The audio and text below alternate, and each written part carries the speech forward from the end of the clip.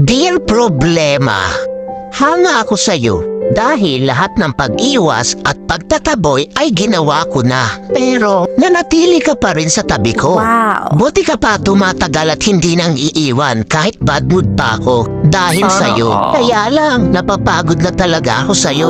Pwede bang tantanan mo na ako? I-give up mo na ako, please. Mag-break na tayo, Problema.